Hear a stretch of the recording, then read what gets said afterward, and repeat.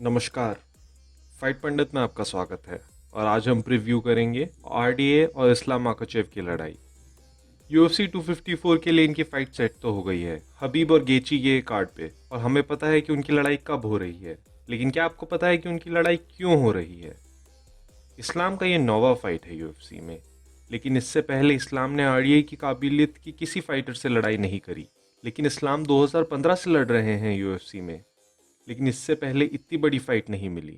ऐसा क्यों? क्योंकि हबीब भी उसी वेट क्लास में है और 2016 से हबीब टाइटल फाइट से सिर्फ 2 कदम की दूरी पर थे।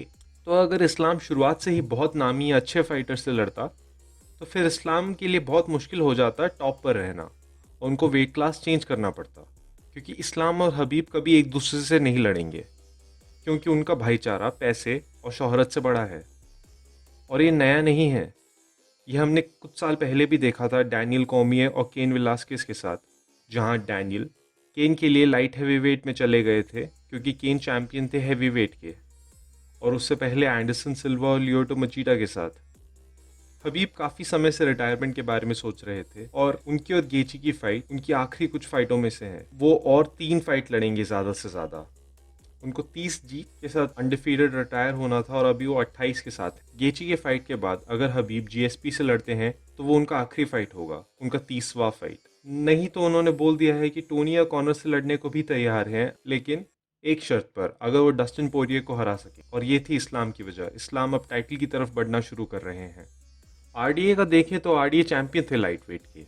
वो एडी एल्वारेज से हारे, लेकिन ये याद रखें कि वो वेट कटिंग के टाइम सोना में बेहोश हो गए थे। वो फिर भी 155 पाउंड की लिमिट पे पहुंचे, लेकिन बेल्ट हार गए। फिर उनकी फाइट हुई तब के नंबर 1 कंटेंडर टोनी फर्गुसन से, और वो भी हार गए। अब जब टाइटल शॉट आसपास नहीं था और वेट कट करने में प्रॉब्लम हो रहा था, तो वो चले गए 155 से 170 में लड़ने। लेकिन 170 के लिए उनके पास फ्रेम नहीं है। वो 5'7" के हैं कद में, और वेल्टरवेट में फाइटर्स 6'3" तक लंबे हो सकते हैं।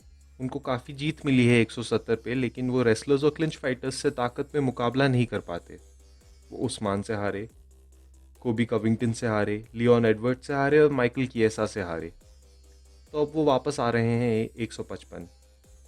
देखते हैं कि वो 155 के लिए वेट कट कर पाते हैं कि नहीं। और ये थी आरडीए की वजह। ये था क्यों का जवाब। अब हमें कब, कौन, क्यों लड़ेगा पता है। अगर आप ये दोनों कैसे लड़ेंगे उस पर और जानकारी चाहते हैं तो कमेंट करके बताएं। लाइक करें, शेयर करें और सब्सक्राइब करें। अहम ब्रह्मास्मि।